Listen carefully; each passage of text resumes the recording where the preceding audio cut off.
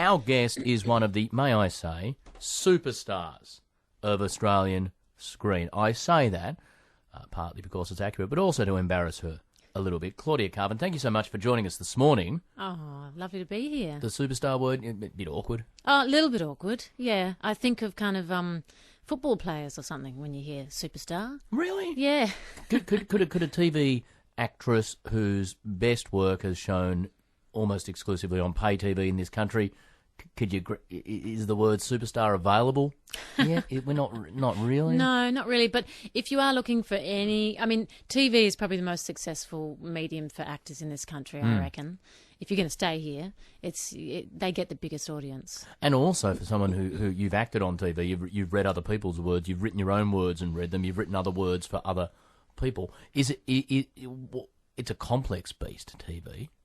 It is. It's becoming more and more fascinating. I feel really privileged to be involved in it at this particular time because it's just changing so much. It used to be so conservative, but I think because of the lead that's happened in America, where basically writers get more power in TV. Good writers have all gravitated towards TV in America because they can produce and they can create. But if they're working on feature films, it's the directors and the actors that have the power. Mm-hmm. So I think that's kind of inspired a whole new revolution in TV, and it's becoming just much more complicated, and the audiences are much more sophisticated now. And in the United States, the pay TV sector, your HBOs, etc., were in many ways at the vanguard of some of that great new Sopranos, etc. stuff being done. That's right. Your work in Australia on the pay TV with Love My Way was seen by many people as groundbreaking. Why was that on pay TV and not on free-to-air?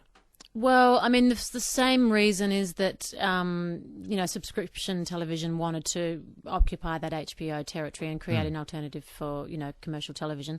But look, we were with commercial television for Love My Way. We were developing with them. And then they thought, this is not a Sunday night show. And to be honest, I don't know if I could create a Sunday night show. Maybe I will one day. I'll kind of get some producing chops about me or become a bit more business-minded. But for now, I just want to tell the stories I want to tell and the way I want to tell them, and that's the best medium for me. So what has to be in a free-to-air Sunday show that isn't the sort of stuff that you want to tell or put out there at the moment? Well, for instance, less swearing.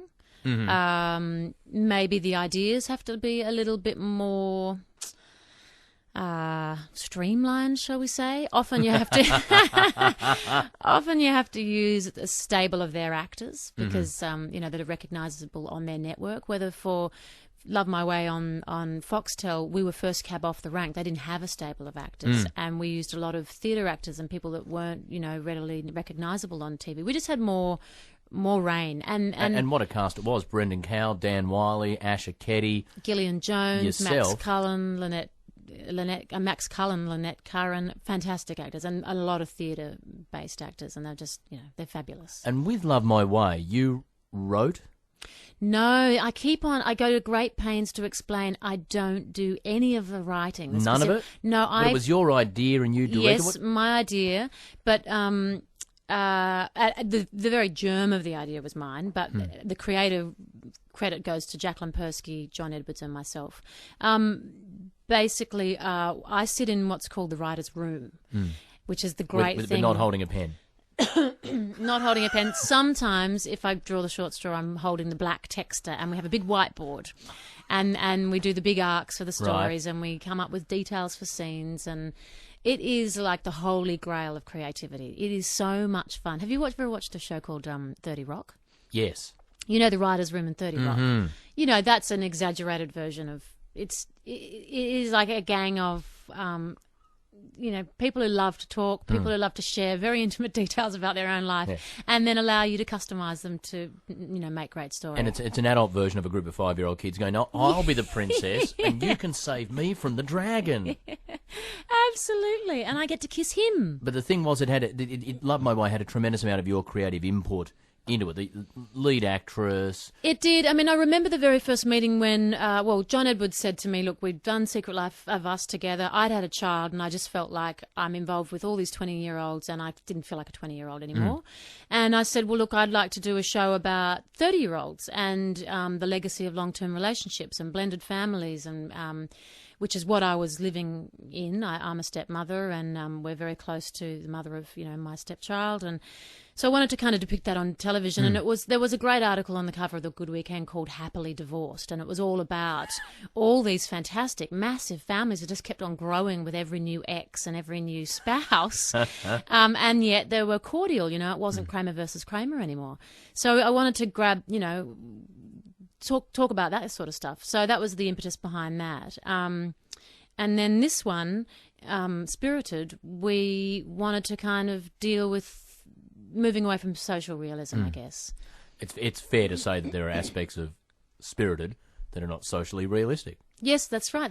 We even embrace the supernatural. And to great effect. I'm talking with Claudia Karvan this morning. Is it fair to say, we just last question on Love My Way, were you surprised by the amount of success and the following it gathered? It really went well. Still surprised to this day, hugely surprised.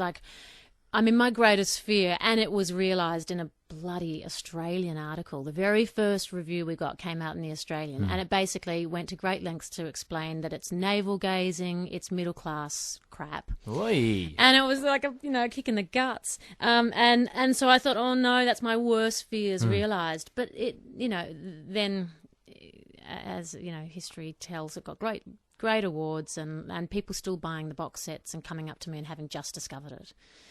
So, and also I get, I'll be in, Cabramatta, for instance, shooting a film or something, and a group of people will come over and go, oh, I love that show you're in. And I'll think, oh, it's definitely going to be Dating the Enemy or it's going to be Secret Life of Us. And they always say Love My Way. And men, plumbers, electricians, kids, high school kids. I just didn't think it would have that sort of demographic. So with Spirited... Demographic. I just use the word demographic. Nice. It's really embarrassing. It came out very naturally too. You've become one of those demographic types.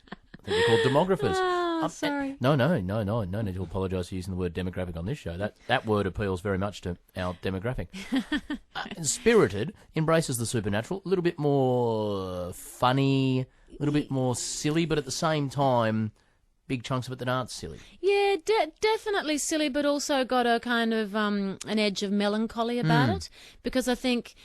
Even though you can have fun with, the way a ghost walks through a wall and having to ignore a presence that's unseen by others, you also have to deal with the legacy, your life has left behind, and you're constantly confronted with the sense of your own mortality when you're living with a ghost. Were you inspired by some of the great shows from the past that have twinned a mortal being with someone from the other side? The Ghost and Mrs. Muir is an obvious comparison. Absolutely, the romance of that. Bewitched.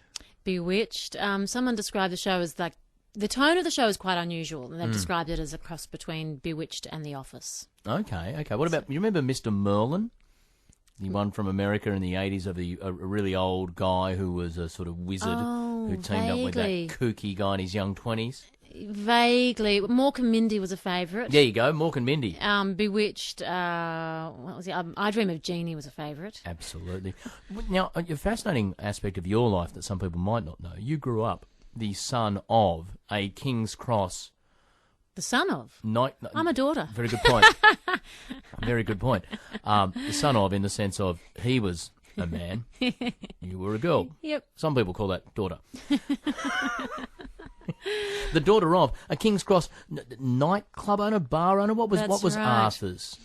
It's so funny. Someone sent some photos that their parents had died in Cowra. This is where my dad Arthur grew up, and it had primary school photos of my dad, and there's all these really kind of, polite looking kids, and then Arthur in the top row with this real kind of sideways cheeky grin with his big birthmark on his eye, and you look across and you go, which one of these kids is going to open a nightclub in King's Cross? so him. It was a great place to grow up, actually. I think that's where a lot of my interest in dramas probably come from, because people really do live their lives on the streets. So you have, domestic arguments just happening outside your window, and you can listen to everyone talking about their dirty laundry, and that's kind of fascinating as a kid. Very real? Very real. And I think you're much more resilient as a child. Like, you don't take on the people's pain. You just find it kind of engrossing and intriguing. Like my daughter's reading Horrible Histories at the moment. She talked me through this barbaric punishment where you sit someone on a sharp wooden pole and, kill them. And she's laughing about it. How old's she? She's 8. Do you think she's going to be a psychopath? Yeah, nice. do you plan to expose her to the occasional? Do you and your partner plan to just have the occasional mock argument just so she gets to see a little bit of pseudo reality? I know. I worry about that. Yeah, she's coming from an incredibly happy, unfighty household. I think I might have to mock up a few fights. You've cursed her. I have. I know. With a blessed domestic surround. I know. Now she's just going to have to invite drama into her life and have dreadful boyfriends. Where to for you after this, Claudia Karvan? Well, I just did a film called Mei Mei, which is a Chinese co-production with Guy Pearce. So it's the third time I've worked with him. Because there's Dating the Enemy. Yes, Dating the Enemy. We did a wonderful film called I can't even remember, where he played Errol Flynn and I played a manufactured love of his life. Apparently wasn't a love of Errol Flynn's life, but to make him more appealing, they created one. Oh, okay. Yeah, and I played that enviable role. What was it like? Dating the Enemy, you and Guy were both, in your mid-20s? We would have early 20s. Yeah. Yeah, that was quite hilarious, that job. It's funny. I mean, like with Spirited and something like Dating the Enemy, Australians really tend to have a great history with naturalism. They they generally can't embrace it unless it comes from America, if it is this high concept stuff. So we've actually kind of ignored all that advice and history and just kind of gone. Because the idea with Dating the Enemy was you and he reversed. Body swapped. Yes. That's right. It was great fun. I got to play a man. I had a ball. A man and, Who did a better job, you playing Guy or Guy playing you?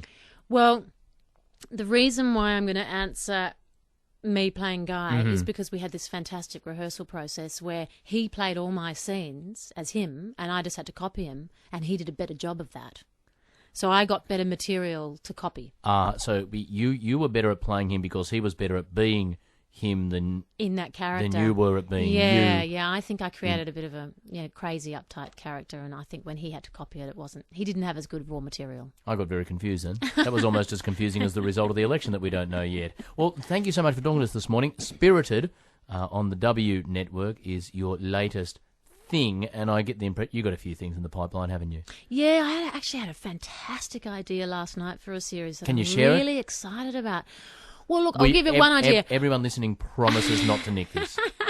There is a fantastic canyon that they compare to the Grand Canyon as being wider or deeper or something. And it's in Nunes, and it is the most fantastic location. And I've just been trying to think of a show that you could set there because it's just so beautiful. And I think I cracked it last night. Okay. So stay tuned. If we see